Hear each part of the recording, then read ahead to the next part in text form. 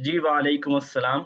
आज हम इंशाअल्लाह साइकोलॉजी स्टार्ट करने लगे हैं और साइकोलॉजी के हवाले से मैं ये बताता चलूँ कि साइकोलॉजी ही पेडागोजी है। ठीक है? आपका जहाँ कहीं एग्ज़ाम के अंदर पूछा जाता है या कहा जाता है, किसी टेस्ट में पूछा जाता है कि आपसे पेडागोजी के हवाले से सवाल होंगे उस टेस्ट के अंदर। तो ये जो पेडागोजी है, यही साइकोलॉजी है। तो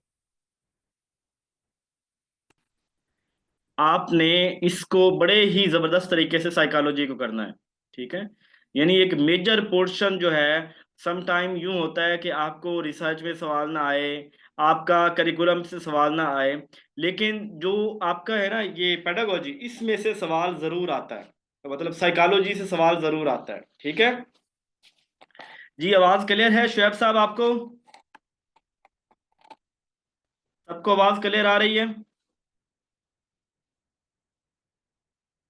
ओके।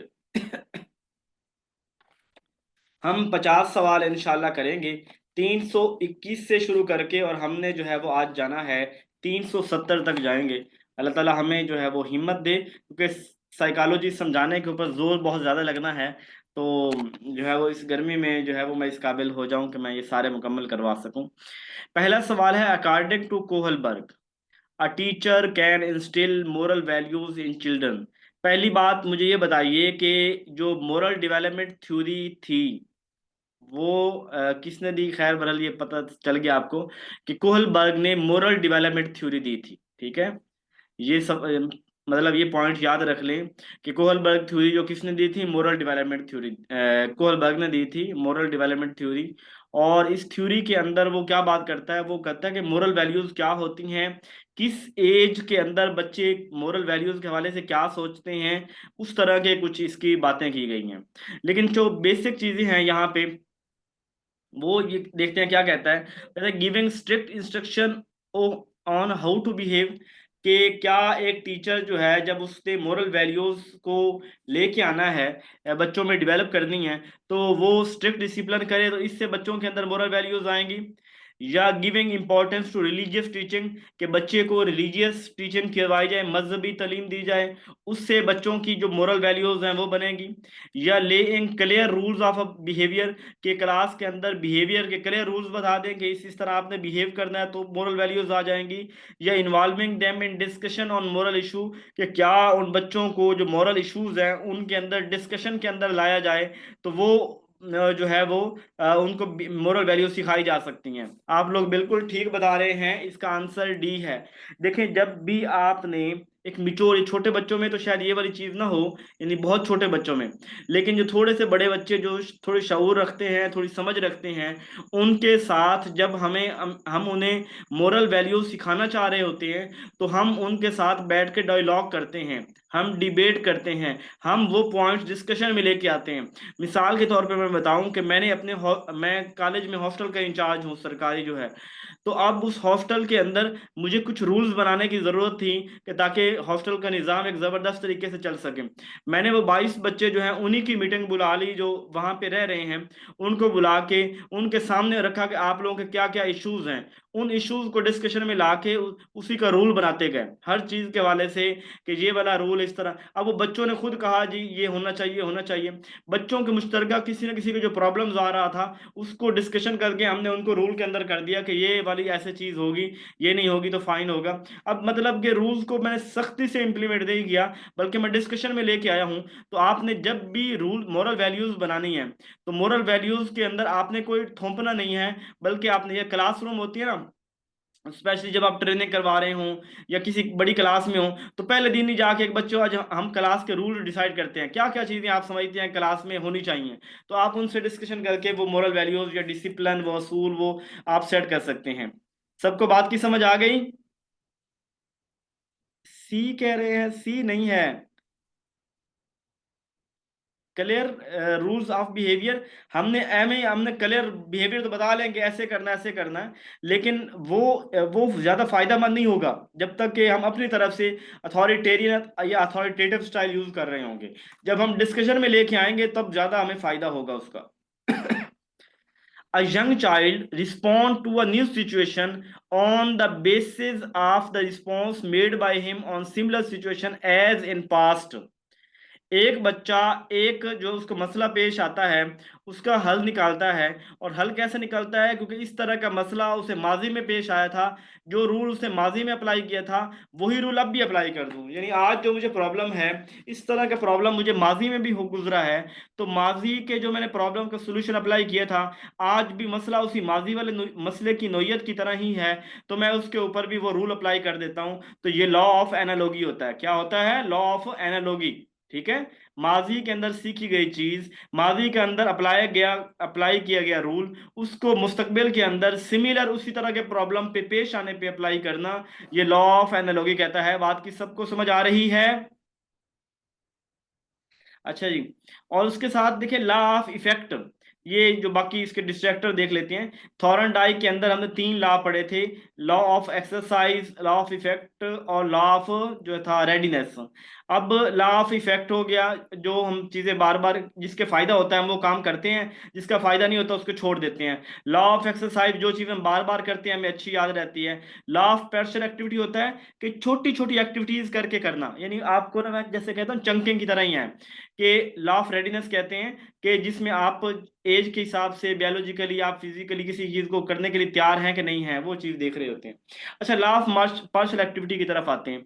जब आप चंकिंग की तरह ये छोटे छोटे हिस्सों में तकसीम करके चीजों को करते हैं, यानी पहले आपने एक चीज सीखी फिर दूसरी, यानी बच्चे को साइकिल सिखाना है, तो साइकिल सिखाने के लिए आप उसको पहले वो साइकिल इतना उसकी टांगे तो आए, फिर वो थोड़ा सा साइकिल को मतलब लेके चल तो सके, साइकिल के ऊपर बैठ तो सके। यानी जब आप कोई काम करने के लिए, सिखाने के लिए उसके थोड़े थोड़े हिस्से करके सीख रहे होते हैं, उसको पार्शियल एक्टिविटी कहते हैं। जो सबक बड़ा याद करना है तो छोटे छोटे हिस्से करके उसे याद कर रहे हैं, तो पार्शियल एक्टिविटी होगा। सबकी समझ आ गई है, डिस्ट्रैक्टर की भी सबकी और जवाब की भी। लॉ ऑफ इफेक्ट होता है, आप कोई काम करते हैं, अगर वो काम आपको फायदा देगा तो आप कल को करेंगे। यानी मैंने आपको आज खिलाई है खीर और नमक वाली खिला दी है, अब वो खीर नमक वाली मैंने आपको खिलाई है, तो कल मैं कहूंगा यार जिशान आजा, आज मैंने ना घर में खीर बनाई है स्पेशल तेरे लिए। आप आएंगे? आप नहीं आएंगे कि आपने कहा कल मुझे नमक वाली खिला दी, आज फिर खिलाएगा। और अगर मैं आपको जबरदस्त जो है मेवाजात वाली खीर खिलाता हूँ, तो अगले दिन फिर आपने जो है वो मैं दावत देता हूँ तो आपने रेडी होना, जी ठीक है मैं हाजिर, शुक्रिया। तो बहरहाल मतलब जो जो काम आपको मजा देता है, जो काम आपको फायदा देता है, वो काम आप बार बार करते हैं, ये लॉ ऑफ इफेक्ट होता है। लॉ ऑफ एक्सरसाइज होता है कि वो काम आप बार बार किसी काम को करते हैं, यानी ट्राई ट्राई अगेन जैसे होता है, यानी आप बार बार करते हैं कि ताकि आप परफेक्ट हो जाएं, उससे लॉ ऑफ एक्सरसाइज बोलते हैं। ठीक है। और लॉ ऑफ पार्शियल एक्टिविटी छोटे हिस्सों में, लॉ ऑफ एनालॉजी माजी के एक तजर्बे को फ्यूचर में अप्लाई करना। चलूं आगे। अच्छा जी। Presence of identical elements between already learn skill and new skill result is. थोड़ा बात को समझिएगा कि आप कोई चीज जानते हैं और उसी तरह की सिमिलर चीज आपको जो है वो जो नई मैं सिखाना चाह रहा हूँ वो उसी तरह की चीज है, तो ये लर्निंग कौन सी होगी? यानी आपको कंप्यूटर चलाना आता है और मैं आपको लैपटॉप चलाना सिखा रहा हूँ। अब जैसे कंप्यूटर चलाते हैं, लैपटॉप भी तकरीबन उसी तरह ही चलाते हैं। अब यानी कि एक चीज जिस तरह है जो पहले आप जानते हैं, उसी तरह की नई चीज भी है, तो ये लर्निंग कौन सी लर्निंग होगी? या आप ट्रैक्टर चलाना जानते हैं और मैं आपको कहता हूं कि यार ये जो है ना ये कार आप चलाओ, तो ये कार मैं आपको सिखाता हूं, तो ये लर्निंग कौन सी होगी? यानी एक ट्रैक्टर और उसकी जो है वो लर्निंग थोड़ी मिलती जुलती है। जब आपकी एक लर्निंग, पुरानी लर्निंग और नई लर्निंग आपस में मिलजुल रही हो, उसे पॉजिटिव ट्रांसफर ऑफ लर्निंग बोलते हैं। शाबाश, जबरदस्त, आप लोग ठीक बता रहे हैं। पॉजिटिव लर्निंग यानी ऐसी लर्निंग, पुरानी स्किल की तरह ही नई स्किल हो, उसे पॉजिटिव ट्रांसफर ऑफ लर्निंग बोलते हैं। नेगेटिव बोलते हैं कि आपने एक चीज सीखी, दूसरी बिल्कुल उसके अपोजिट है। यानी मैंने गाड़ी चलाना सीखी और यहाँ पे हम गाड़ी जो है वो लेफ्ट साइड पे ड्राइव करते हैं। पाकिस्तान में, आप यूके में चले गए हैं, आपको वहां गाड़ी राइट साइड पे ड्राइव करनी है। ठीक है। अब यहाँ पे लेफ्ट में करते हैं, वहां राइट, तो आपका तो ड्राइविंग का कंसेप्ट ही बदल जाएगा कि आपको एक नए तरीके से जो है आप ड्राइविंग कर रहे होंगे। तो यानी आपको चीजें देखनी पड़ेगी। तो ये वाली एक किस्म नेगेटिव हो गई, यानी एक चीज उसके उलट चल रही है। एक लर्निंग आपने की है, दूसरी उससे उलट है।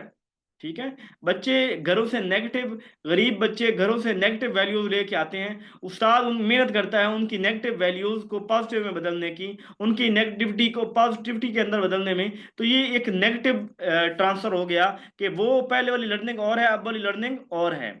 जनरल लाइफ ट्रांसफर होता है वो जो पूरी दुनिया में हर कहीं सेम ही है। यानी मैं उन्हें सिखाता हूँ सूरज मशरक से निकलता है, पूरी दुनिया में सूरज मशरक से निकलता है। हाँ, पूरी दुनिया में यही पढ़ाया जा रहा है। मैं उन्हें पढ़ाता हूँ ए फॉर एप्पल पूरी दुनिया में सेम है, जनरल लाइफ ट्रांसफर इसे बोलते हैं। यानी ये इस हवाले से है कि एक चीज जो हर कहीं सेम है और जनरल है, एक प्रिंसिपल हर कहीं जनरल है। जीरो ट्रांसफर जहाँ कोई लर्निंग ना हो रही हो, जहाँ कुछ लर्निंग ना हो रही से जीरो ट्रांसफर लर्निंग बोलते हैं। बात की समझ आई? और थोड़ा सा बोल दिया करें ताकि जो है ना वो मुझे पता हो कि मैं जो है ना किसी के साथ गुफ्तगू कर रहा हूँ, खुद के साथ नहीं लगा हुआ। Which of the following is based on Vygotsky socio culture theory? ठीक है। ये दो जो है ना वो जिस तरह जीन प्याजे है, इसी तरह जो है वगोट्स्की एक बड़ा ही फेमस रशियन एजुकेशनिस्ट है, और बड़ी इसकी जो है वो एजुकेशन के अंदर कंट्रीब्यूशन है। इसकी एक थ्योरी ही नहीं मान की जिसमें जिस कदर इसमें से सवाल आते हैं। एफपीएससी और जो एसपीएससी हैं, यानी सिंध पब्लिक सर्विस कमीशन वाले, और जो एफपीएससी वाले स्पेशली सिंध वाले, वो तो इसके दीवाने हैं। वो तो यूं इस थ्योरी में सवाल देते हैं ना, जैसे उन्होंने फर्ज किया हुआ कि इस थ्योरी में सवाल जरूर होना है। अच्छा जी, वेगोट्स की सोशियो कल्चर है, तो वेगोट्स की थ्योरी जो है उसका नाम ही सोशियो कल्चर थ्योरी है। सोशल कॉग्निटिव थ्योरी भी बोलते हैं, ठीक है, सोशल कॉग्निटिव थ्योरी भी बोलते हैं, सोशियो कल्चर थ्योरी भी बोलते हैं, इसको एससीएल भी बोलते हैं। क्या बोलते हैं? आप लोग सारे गलत जवाब बता रहे हैं, लेकिन मैं आपको बताता हूँ सब गलत बता रहे हैं। एससीएल, एससीएल होता है सोशल कल्चर लैंग्वेज। इसकी थ्योरी का नाम सोशल कॉग्निटिव थ्योरी भी है, सोशल कल्चर लैंग्वेज भी कहा जाता है, सोशियो कल्चर लैंग्वेज भी कहा जाता है। ठीक है। हाँ हाँ, मोबाइल पे मसला होता है, बिल्कुल बिल्कुल। जो लैपटॉप पे कर रहे हैं ना उनके लिए इजी है, मोबाइल पे मसला होता है। ठीक है, इजी रहें जी, लेकिन जहाँ पे आपको मसला हो तो मैसेज जरूर कर दिया करें। आप जो जवाब दे रहे हैं गलत है, जो डी सारे कह रहे हैं ना, डी जवाब इसका नहीं है। मैं बताता हूँ। अच्छा, ये सोशल कल्चर लैंग्वेज सोशल को फोकस करती है, ठीक है, सोशल को फोकस। अब देखते हैं इसके जवाब, देखते हैं। पहला है इनसाइट लर्निंग। इनसाइट लर्निंग किसकी थ्योरी? ये गेस्टाल्ट की थ्योरी को कहा जाता है। वालेकुम अस्सलाम जियाउल्लाह खटक से। इनसाइड लर्निंग जो कहा जाता है, वो गेस्टाल्ट की जो लर्निंग थ्योरी है उसको कहा जाता है। ऑपरेंट कंडीशनिंग वो कहा जाता है उसकी, ऑपरेंट कंडीशनिंग किसकी थ्योरी है? बीएफ स्किनर की थ्योरी जो है ना, वो लर्निंग की, बिहेवियरिज्म वालों की, उस थ्योरी को कहा जाता है। और रेसिप्रोकल टीचिंग ये होता है आप मुझे सिखाओ मैं आपको सिखाता हूँ, आप मुझे सिखाओ मैं आपको सिखाता हूँ, मिलजुल के करते हैं। आपको मैं करवाऊंगा, आप मुझे करवाएं, इस तरह। ठीक है। और डी है कल्चरल न्यूट्रल कॉग्निटिव डेवलपमेंट। यानी कल्चरल न्यूट्रल, इसका मतलब कल्चर उसमें नहीं है। न्यूट्रल का मतलब क्या होता है? न्यूट्रल तो जानवर होता है। बात की समझ आ रही है? ये वही वाला न्यूट्रल है। ठीक है। तो फौज का सियासत से कोई ताल्लुक नहीं है, और फौज सियासत में किसी की मुखालिफ भी नहीं है, और किसी की हिमायती भी नहीं है। खैर, कल्चर कल्चर न्यूट्रल, तो जो न्यूट्रल है इसका मतलब है कि कल्चर नहीं है कॉग्निटिव डेवलपमेंट। अब आप बताएं कि इसमें से कौन सा ऑप्शन ठीक है, ए बी सी डी? हाँ जी, एक बंदे ने सी कह दिया है, दूसरे ने सी कह दिया है। ठीक हो गया जी, ये इसका सी ऑप्शन है। ठीक है। पहला तो बिल्कुल नहीं है, वो इनसाइड गेस्टाल्ट होता है। दूसरा बिल्कुल नहीं है कि बिहेवियरिज्म वो होता है। और डी इसलिए नहीं है कि यहाँ कल्चर न्यूट्रल की बात की गई है। अब न्यूट्रल का मतलब होता है कुछ नहीं, खत्म। ठीक है, टाटा बाय बाय। तो न्यू कॉग्निटिव डेवलपमेंट तो ये वाले भी नहीं होगा, तो रेसिप्रोकल टीचिंग होगा।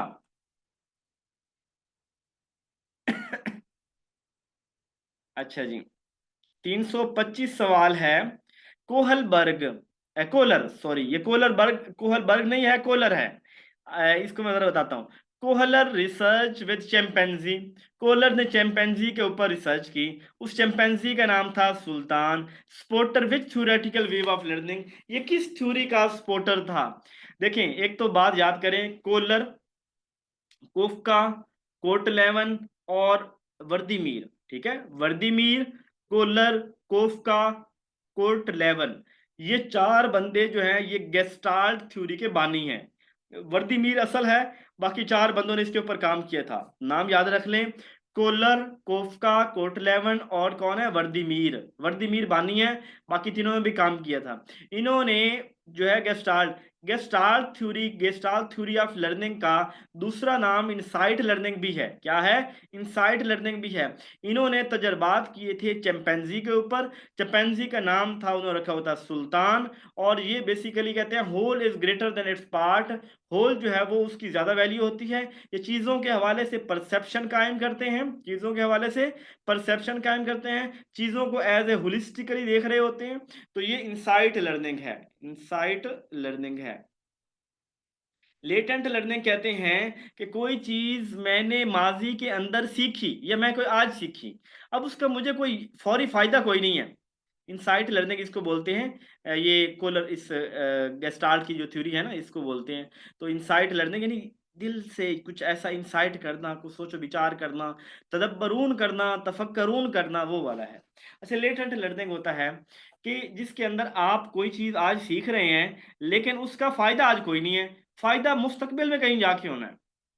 फायदा यानी मैं सारा दिन किताबें पढ़ता रहता हूँ, अब मेरा किताबें पढ़ने का मेरी कहीं अप्लाई तो नहीं हो रही, यानी वो किताब मैं एग्जाम के लिए तो नहीं पढ़ रहा।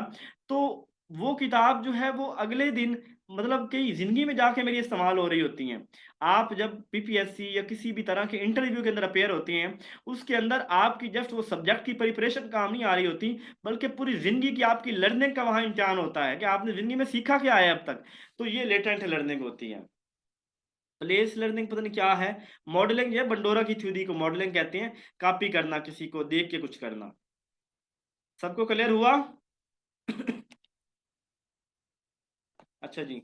The main focus of Gestalt psychology, Gestalt psychology का मेजर फोकस क्या है? क्या गेस्टाल्ट साइकोलॉजी मोटिवेट करती है? नहीं जी, मोटिवेशन इसमें नहीं है। क्या गेस्टाल्ट साइकोलॉजी लर्निंग है? बात तो ठीक है, गेस्टाल्ट साइकोलॉजी वो लर्निंग की थ्योरी है, लेकिन जवाब ये ठीक नहीं है।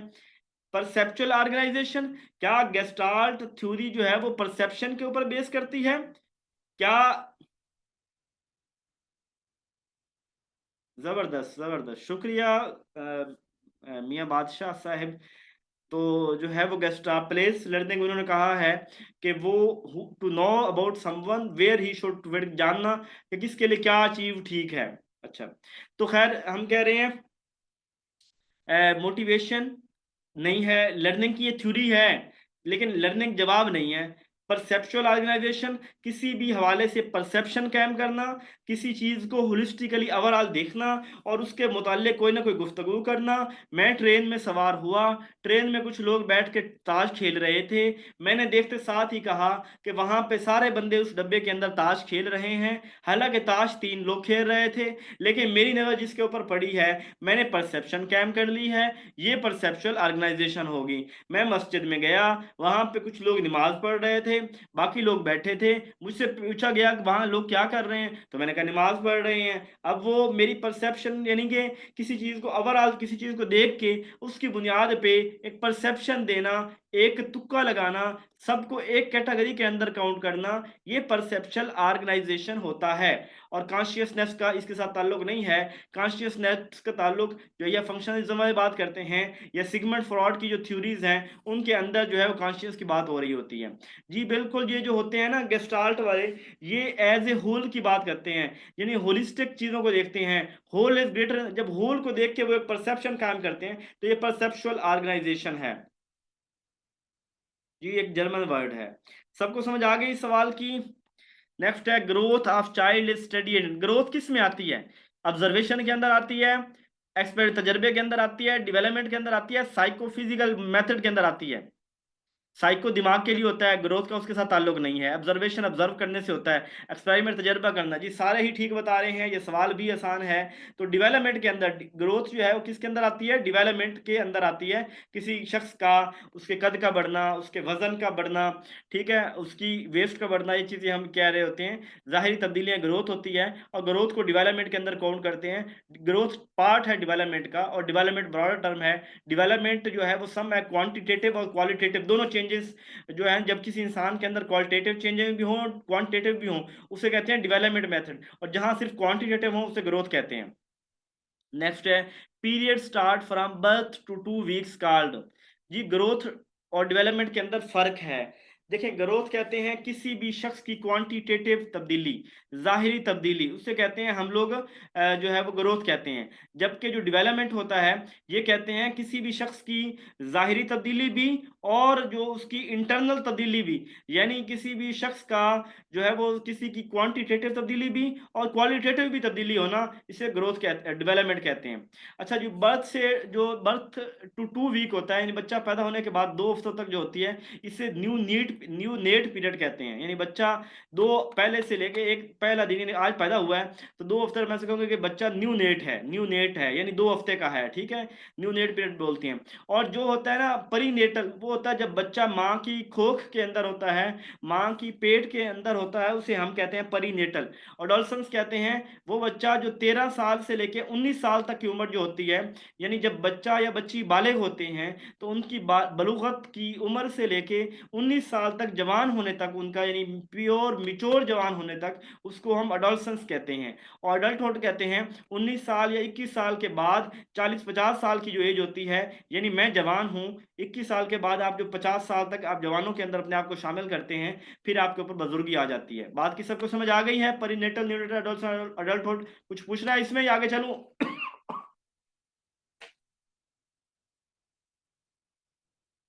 ओके जी, ओके ओके ओके। ये जब आप ना, चूंकि क्लास के अंदर ना मैं भी रिदम के अंदर होता हूँ और फिर मुसलसल सवाल पढ़ने होते हैं तो कोई एस्पेक्ट रह जाता है चीज़ों का ना, तो मैं नहीं लगा रहा, ये कोई और लगा रहा है, किसी और ने लगाए हैं, ठीक है सर। ने नेट न्यू नेट लगाना है। ओ सॉरी सॉरी सर, जी जी शुक्र है शुक्र है। वही बात कर रहा था, क्लास के दौरान सम टाइम तवज्जो किसी और तरफ चली जाती है, तो अगर मैं किसी सवाल को सही एक्सप्लेन नहीं कर पाता या किसी सवाल का आंसर, आप लोग जब दोबारा जब नोट्स शेयर करता हूँ दोबारा पढ़ें, तो उस वक्त आप लोग जो है वो मुझे बता दिया करें कि सर इस सवाल की थोड़ी एक्सप्लेनेशन दोबारा दे दें। अगर मुझे टाइम मिलता है तो मैं ज़रूर उसकी, आज मैंने बहुत से एमसीक्यूज के अंदर उनकी ना डिस्क्रिप्शन शामिल की है और नई चीज़ें शामिल की हैं। तो इसी तरह इंशाल्लाह आपके सवाल क्लियर करने के साथ ही उसके अंदर यहाँ पे चीज़ों के अंदर इजाफा कर दूंगा। और जब 1000 MCQs हो जाएगा तो मैं आपको इकट्ठी फाइल करूंगा और इंशाल्लाह बड़ी ज़बरदस्त फाइल होगी कि आपको बड़ा मज़ा आएगा उनको देख के। वो जो सवाल मुश्किल होंगे उनकी मैं साथ में एक्सप्लेनेशन भी कर रहा हूँ, जो जो मुझे जो पॉसिबल होता है, जो टाइम मिलता है, ठीक है। अच्छा जी, which is not the heredity factor. कौन सी चीज़ हेरिडिटी नहीं है? यानी आप देखें जी, पेडागोजी स्किल है। पेडागोजी मैंने जो रिसर्च की थी, मेरा टॉपिक यही था कि जो है नीड ऑफ लर्निंग जो है वो इसकी पेडागोजिकल स्किल और पेडागोजिकल नॉलेज। पेडागोजिकल नॉलेज और चीज़ है, स्किल और चीज़ है। नॉलेज होता है सिर्फ समझना और स्किल होता है अप्लाई करना, तो हम पेडागोजी को अप्लाई कर रहे होते हैं। अच्छा यहाँ बात कर रहे हैं कौन सी हेरिडिटी नहीं है। कलर, ये होते हैं जिनके अंग्रेज़ों के बच्चों के कलर रेड होते हैं, वालदैन के ऐसे होते हैं। वेट का भी जो है वो हेरिडिटी फैक्टर होता है, माँ प्यो मोटा है तो बच्चे भी मोटे, ठीक है। और आई कलर भी वालदैन की तरह होता है, लेकिन जो खुराक है ना इसका कोई ताल्लुक हेरिडिटी के साथ नहीं होता। हाँ, लोगों की तवज्जो हट जाएगी तो इसको ना बाद में रख लेते हैं, ठीक है। इस तरह सवाल वैसे लिखते रहा करें, तो कोशिश यही किया करें कि क्लास के अंदर बोल दिया करें एट द एंड, ताकि सबको फायदा हो जाए, बाकी दोस्तों को भी। हर दी खैर हर दा भला। अगर सबकी खैर सोचेंगे तो इंशाल्लाह आपकी भी खैर होगी, आपका भी भला होगा, ज़रूर भला होगा। अल्लाह ताला अपने यहाँ किसी के कुछ रखते नहीं हैं। अल्लाह ताला बहुत अच्छे हैं। वो अल्लाह अपनी मखलूक से मोहब्बत करने वाले का सिला ज़रूर देते हैं। तो अल्लाह की मखलूक से मोहब्बत कीजिए, लोगों के लिए आसानियाँ पैदा करें, अल्लाह आपके लिए भी आसानियाँ पैदा करेगा। अच्छा, how many stages of cognitive development are described by Jean प्याजे। जीन प्याजे के अकॉर्डिंग जो है कॉग्निटिव डेवलपमेंट की कितनी स्टेजेस हैं, सारे बता रहे हैं 4, शुक्रिया। सेंसरी स्टेज, परी ऑपरेशनल, कंक्रीट और फॉर्मल स्टेज, ठीक है। वो किधर गया, सिलेक्ट क्यों नहीं हुआ?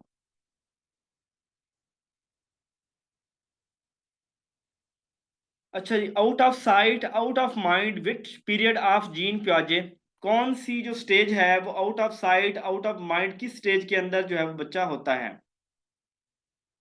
जी बिल्कुल। अच्छा याद रखें 8 से लेके 11 माह तक, यानी छोटा बच्चा जो है ना, अभी मेरा बेटा है, मैंने अपने 3 मेरे बेटे हैं और 3 साथ साथ ही अल्लाह ने दे दी है।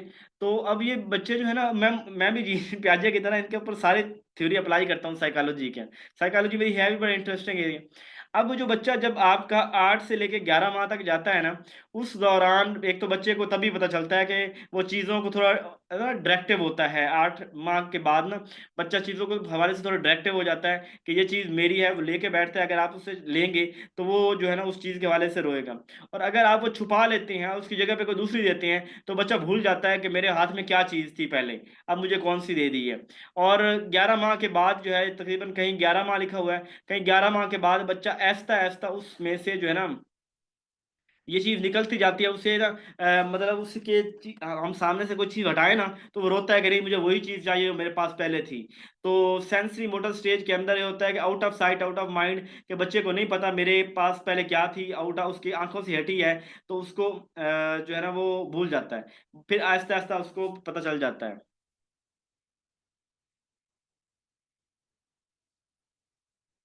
मैं कहता साइकोलॉजी बहुत आसान है। बस इसके लिए ना एक अच्छे उस्ताद का होना बहुत ज़रूरी है।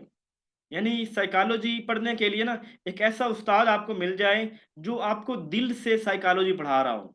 हम मेरा साइकोलॉजी पढ़ाने का बड़ा दिल करता है, लेकिन देखिए जो चूँकि मैंने 10 चैप्टर करवाने होते हैं, अकेली साइका वो मैडम हिमांशी है ना, वो इंडिया की, वो साइकोलॉजी की सिर्फ़ 10-20 थ्योरीज़ करवाती हैं, और 10-20 थ्योरीज़ के ऊपर उसके कोई है 30 मिलियन, 3 मिलियन, यानी कि उसके को 30 लाख सब्सक्राइबर हैं, और सिर्फ़ 10-20 थ्योरी साइकोलॉजी करवाती है, और ज़बरदस्त करवाती है, इसमें शक कोई नहीं है, मैंने भी उसी से तैयार किया। अब लेकिन बात ये है कि उसके पास टाइम होता है, वो एक टॉपिक के ऊपर 4 घंटे लगा देती है। हमारे पास तो फिर हमने इतना कंटेंट करना होता है, टाइम नहीं होता, तो हम इतने इंटरेस्टिंग नहीं बना सकते। कोई अच्छा उस्ताद आपको मिल जाए तो आपके लिए साइकोलॉजी बहुत ज़्यादा इंटरेस्टिंग बन जाएगी।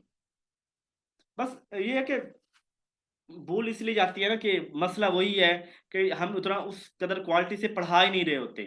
चीज़ों को बड़ी जल्दी गुज़ार रहे होते हैं।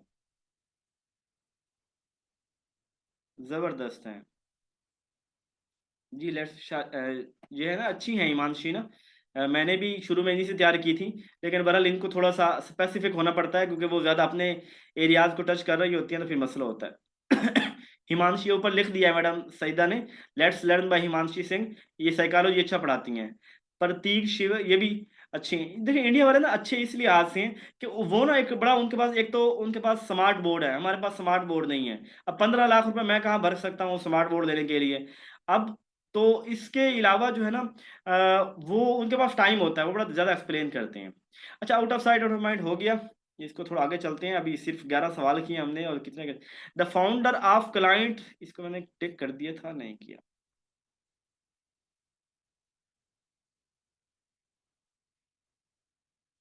The founder of client centre therapies, ये कार्ल रॉजर्स है, ठीक लोग आप लोग बता रहे हैं। जो डेविड ऑस्वेल ने मीनिंगफुल लर्निंग की बात की थी कि वो चीज़ मीनिंग जो हमें समझ आती है, जिसका कोई मतलब है, उसे मीनिंगफुल लर्निंग बोलते हैं। कार्ल रॉजर्स ने कंसेप्ट दिया था, क्लाइंट कार्ल रॉजर्स ने क्लाइंट सेंटर थेरापी का दिया था। ये ये इसको पर्सनल सेंटर थेरापी भी बोलते हैं, क्लाइंट सेंटर थ्योरी भी बोलते हैं। अच्छा, इसके अंदर ना वो एक बात करते हैं कि जब भी आप किसी बच्चे की काउंसलिंग कर रहे हो ना, तो काउंसलिंग के दौरान आपको उस बंदे को फुल एतमाद में लेना चाहिए। ठीक है? फुल एतमाद में लेना चाहिए। फुल एतमाद में लेना क्या होता है? यानी मैं आपकी काउंसलिंग कर रहा हूँ, और अगर आप लोगों को ये डर हो कि सर ज़ीशान कोई बात बताएँगे तो सबको बता देंगे। वो मेरी बात लीक कर देंगे, या वो मे मुझे मेरे मैं जो राज़ बता रहा हूँ उससे मेरा ना, यानी ये उन वो मुझे मुझे ना सही नहीं समझेंगे, वो समझेंगे इतना गंदा बंदा है ये।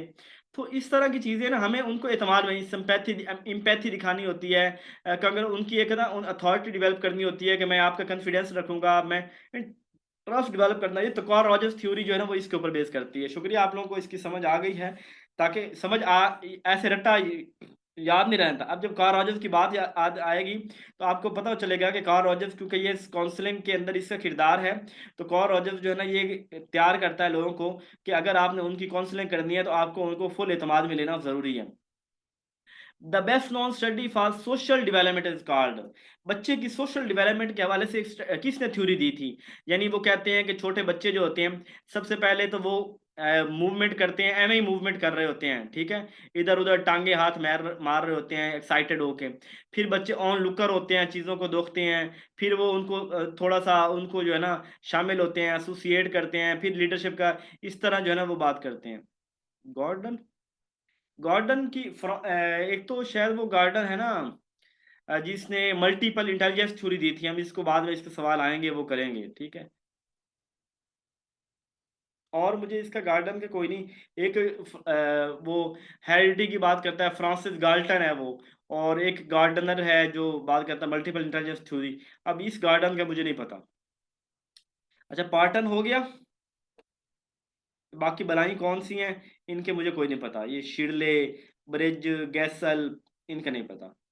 The cognitive development of the child deals, बच्चे की कॉग्निटिव डेवलपमेंट किसके साथ डील करती है? परसेप्शन, माइंड, रीजनिंग या थिंकिंग?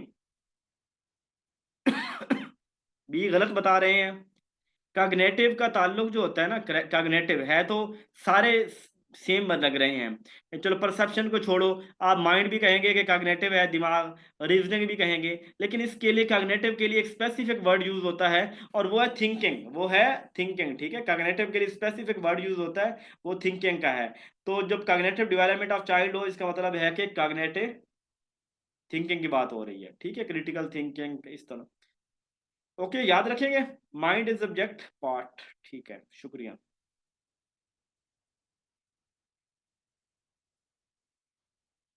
अच्छा जी, try to understand something new by fitting it what is already known. Something new, अब ये सवाल भी, ये बात भी समझाने वाली है। देखें, यहाँ पे बात हो रही है चार चीज़ों की। ऑर्गेनाइजेशन को तो छोड़ दे, वहाँ जो लोग मिलजुल के काम कर रहे होते हैं उसे हम ऑर्गेनाइजेशन कह रहे होते हैं। बाकी चीज़ों को देखते हैं, अकोमोडेशन, एग्जामिनेशन, इक्विलिब्रियम।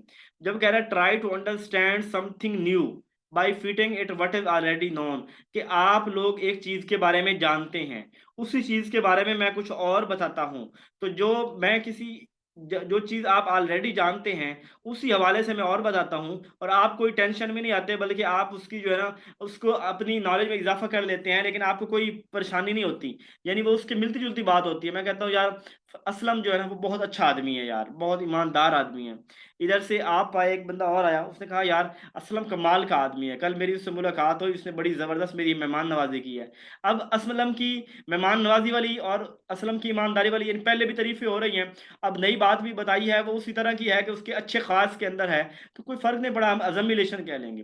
लेकिन अगर एक बंदे ने आके मुझे बताया, एक मुझे पहले पता कि असलम बड़ा जबरदस्त आदमी है, बड़ा ईमानदार है, दूसरे ने बताया कि बड़ा घटिया आदमी है, ये बड़े राज लोग के नहीं रखता, ये चुगलियां करता है, गिबतें करता है, लड़ाइयाँ डालता है, इसकी ये बुरी आदत है। अब आपकी क्या है, परसेप्शन टोटली नई बन रही है। यानी पहले उस लड़के को आप शरीफ समझते थे, अब आप उसकी अपनी पुरानी लर्निंग को चेंज करके, पुराने कंसेप्ट को चेंज करके नए कंसेप्ट को देख रहे हैं, तो ये वाली अकोमोडेशन हो जाएगी। बात को थोड़ा समझ रहे हैं कि अकोमोडेशन में होता है जब आप कोई ऐसी न्यू इंफॉर्मेशन लें जो पुरानी इंफॉर्मेशन को बदल दे, पुरानी इंफॉर्मेशन को बदल दे, उसे कहते हैं अकोमोडेशन। और जब कोई नई इंफॉर्मेशन लें वो पुरानी इंफॉर्मेशन के अंदर एडजस्ट हो जाए, पुरानी इंफॉर्मेशन का हिस्सा बन जाए, पुरानी इंफॉर्मेशन के अंदर उसी के अंदर प्रवस्त हो जाए, उसे हम अजमिलेशन कह रहे होते हैं। इक्विलिब्रेशन होता है जब आप एक बैलेंस स्टेट के अंदर होते हैं। यानी जैसे मैंने अभी कहा कि असलम बहुत जबरदस्त आदमी है, बहुत ईमानदार है, पैसों के बारे में कोई घपला नहीं करता,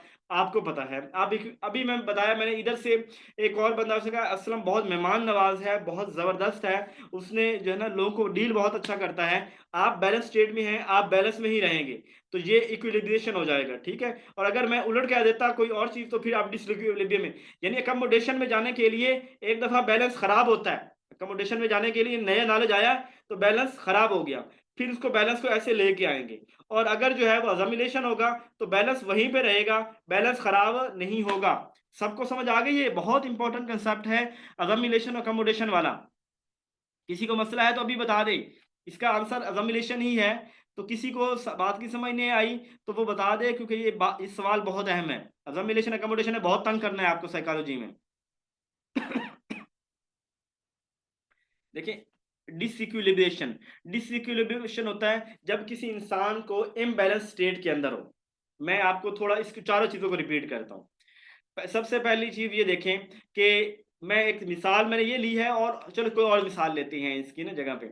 मैंने जो है ना वो कैट को, मेरा बच्चा जो है उसने कैट को देखा हुआ है और उसको मैंने बताया हुआ है बेटा ये कैट है। वो कैट एक और कैट उसने देखी व्हाइट कलर की, अभी कोई और कलर की आई तो उसने कहा बाबा ये क्या है, ये कैट है? मैंने कहा हाँ जी कैट है। अब बच्चा उसी बैलेंस स्टेट के अंदर है कि उसको कैट का पता था। नई कैट आई, बच्चा वहीं पे बाबा ये कैट है? मैंने कहा हाँ जी बेटा कैट है ये। कोई और रंग की आई, बाबा ये कैट है? मैंने कहा जी बेटा ये कैट है। अब ये इक्विलिब्रियम के अंदर ही जा रहा है, ठीक है। और जो नई कैट आई है, पहले मिसाल तौर पे पहले कैट थी व्हाइट कलर की, अब कैट आ गई ब्लैक कलर की, तो बच्चे को मैंने कहा बेटा ये भी कैट है और ये ब्लैक कलर की है। बच्चा बैलेंस स्टेट के अंदर ही है और नई इंफॉर्मेशन को उसने अजम्बिलेशन के अंदर शामिल कर लिया है। बच्चे को कोई टेंशन नहीं हुई, बच्चे को कोई टेंशन नहीं हुई। अब बच्चा कैट को क्या, अभी डॉग आ गया, उसने कहा बाबा वो बड़ी कैट है। मैंने कहा बेटा ये कैट नहीं है, ये डॉग है। अब बच्चा परेशान हो, बाबा कैट भी तो ऐसे ही होती है। मैंने कहा नहीं बेटा ये कैट नहीं है। देखिए कैट जो होती है ना वो छोटी होती है, ये बड़ी है। कैट जो है ना वो करती है म्याऊं करती है, और ये जो है ना वो बार्क करता है, जो डॉग है ये भौंकता है। और इसके अलावा बेटा ये डॉग काटता है और इससे बचना चाहिए। अब मैं बच्चे को मैं बता रहा हूँ कि डॉग और तरह से बोलता है कैट, और अब बच्चा डिसइक्विलिब्रियम में चला गया। जब मैंने बताया ना बेटा ये कैट नहीं है, बच्चा डिसइक्विलिब्रियम में चला गया। उसके बाद सारे उसकी खसूसियात बताता जा रहा हूँ कि डॉग की होती हैं। फिर बच्चा उसको अपनी इंफॉर्मेशन के अंदर, नई इंफॉर्मेशन में, यानी दिमाग के अंदर अलमारियां हैं, ठीक है, स्कीमा, उसके अंदर वो एक नया पैकेट बनाता है, कैट वाली वैसे ही रखता है इंफॉर्मेशन कि कैट कहते हैं उसको जो बिल्ली होती है। अब उसने डॉग वाली इंफॉर्मेशन, डॉग का पैकेट बनाया इंफॉर्मेशन का, उसके अंदर उसने रखा कि इस तरह की चीजें हो तो डॉग होता है। वो पैकेट उसने दिमाग की एक अलमारी में रख दिया। मैं अपने बच्चों को पढ़ाता हूँ, छोटों को छोटे छोटे वो तस्वीरों वाले कायदे लेके दिए हुए हैं। अब मैं बेटे को पढ़ाता हूँ, अब उनको ये होता है उर्दू वाला पढ़ाऊँ तो तितली कहता हूँ, इंग्लिश पढ़ाऊँ तो बटरफ्लाई कहता हूँ। अब वो कहता है इंग्लिश वाली तितली कह रहा होता है, उर्दू वाली बटरफ्लाई कह रहा होता है। अब मैं उसको समझा रहा होता हूँ कि बेटा ये उर्दू में जब पढ़ेंगे तो ये थोड़ा फर्क करना दिखा रहा हूँ जबानों का ना, कि उर्दू में इस तरह कहेंगे, इंग्लिश में इस तरह कहेंगे। अब वो बच्चा शुरू में डिसइक्विलिब्रियम में जाता है, फिर बाद में वो बैलेंस हो जाता है, इक्विलिब्रेशन हो जाता है, और उसकी अकोमोडेशन होती है, उसकी नई कोई ना कोई नई वोकैबुलरी रोजाना उसका इजाफा हो जाता है। बहरहाल कुछ बात की समझ आ गई होगी, लेकिन इस एक के ऊपर हमारा पूरा ना वो लेक्चर गुजर जाना है। Basic structure or framework that exist in the person mind. ये सारी जो है जीन प्याजे की थ्योरी से रिलेट करती हैं, ठीक है। अजमिलेशन, अकोमोडेशन, इक्विलिब्रेशन, डिसइक्विलिब्रियम, स्कीमा, ये सारी डिस उसके अंदर हैं। और ये आप जाके मेरे उसके यूट्यूब चैनल पे देख सकते हैं, मैंने बड़ा डिटेल में बताया हुआ है। आपके साथ जो नोट्स शेयर किए हुए हैं वो नोट्स भी, उसके अंदर भी सब कुछ चाहिए। अच्छा, basic structure or framework that exist in the person mind to organize and interpret information. अब कौन, जब बात आई स्ट्रक्चर की और फ्रेमवर्क की, यानी मैंने जैसे कहा ना, आपके दिमाग जो है ये मालूमात की, इसके अंदर अलमारियां हैं। एक अलमारी में आप एक चीज रखते हैं, दूसरी में दूसरी, तीसरी में चौथ। अब ये स्कीमा है, यानी एक स्ट्रक्चर है, एक फ्रेमवर्क है, जिसके अंदर आप दिमाग में चीजों को रख के उनके इंटरप्रेट कर रहे होते हैं, स्कीमा होता है। अच्छा जी। Child focus on one, only one characteristics. एक चीज के ऊपर जब बच्चा फोकस करता है उसे सेंट्रेशन बोलते हैं, ठीक है। यानी जब बच्चा एक चीज के ऊपर, एक एक एस्पेक्ट, यानी बच्चा गाड़ी तोड़ देता है, उसको जोड़ नहीं सकता, एक एस्पेक्ट को देखना। सेरिएशन होता है असेंडिंग डिसेंडिंग आर्डर। डिसेंट्रेशन होता है बहुत से पहलुओं को देखना। सिमेट्रिक फंक्शन होता है वैसे लैंग्वेज के साथ हवाले से है शायद। तो खैर बरल सेंट्रेशन, अभी क्लास एंड हो रही है, आपने 11 मिनट बाद ज्वाइन करना है, ठीक है। जब भी एंड होती 25 मिनट हुए हैं तो आपने 36 मिनट पे दोबारा ज्वाइन करना है, 36 पे तो 37